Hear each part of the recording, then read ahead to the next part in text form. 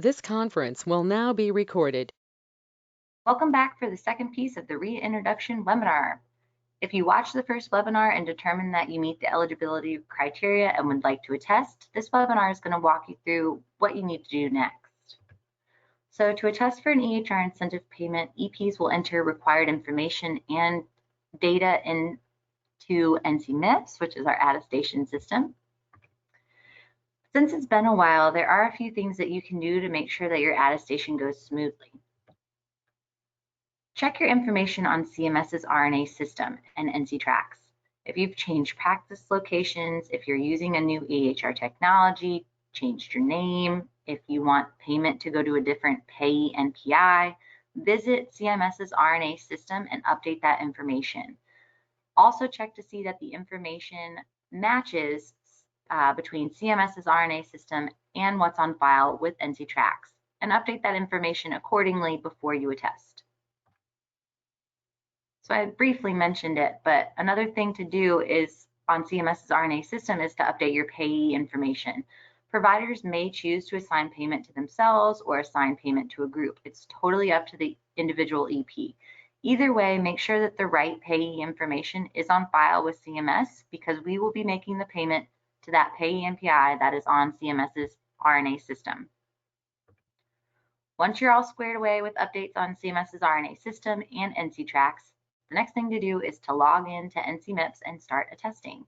You've already participated in the program, so you have an account with NC MIPS, so you will not be completing another first-time account setup. The exception to this would be if you are new to the state of North Carolina, in which case, please send us an email and we'll get you set up, or at least give you information to allow you to be able to complete a first-time account setup.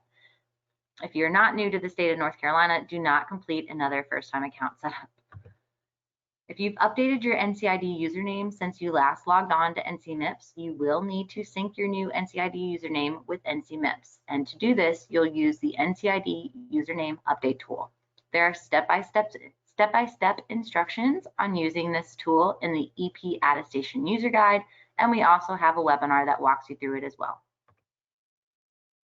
To be very clear, we are not the same thing as NCID, so if you're having trouble logging on to ncid.nc.gov or need help navigating the NCID website, you will need to contact NCID's help desk for further assistance.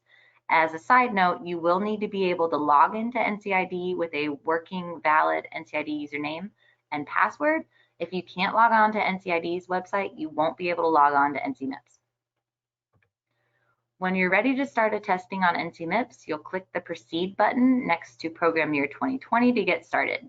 And then NC MIPS will take you page by page through the system. When you're attesting, please use the Stage 3 EP MU Attestation Guide. It's updated every year based on system changes and provider feedback, and it will walk you through each field in NC MIPS. You do have until April 30th, 2021 to submit a Program Year 2020 attestation. However, it is not guaranteed that we'll review your attestation before the end of the tail period if you submit your attestation after February 28th, 2021. So get your attestation in early so that there's plenty of time to address any attestation discrepancies that we may find. NC MIPS will close for Program Year 2020 at midnight on April 30th, 2021, at which point you will not be able to correct your attestation. Once you're done attesting, keep all documentation that you use during the attestation. This includes patient level details, EHR reports, screenshots, etc. Anything that's coming from an auditable data source that proves your reported patient volume and MU data are accurate, true, and valid. And you'll need to keep all the documentation you used on the attestation for at least 6 years after you have attested in case of audit. Assistance is always available to help you if you ever need it.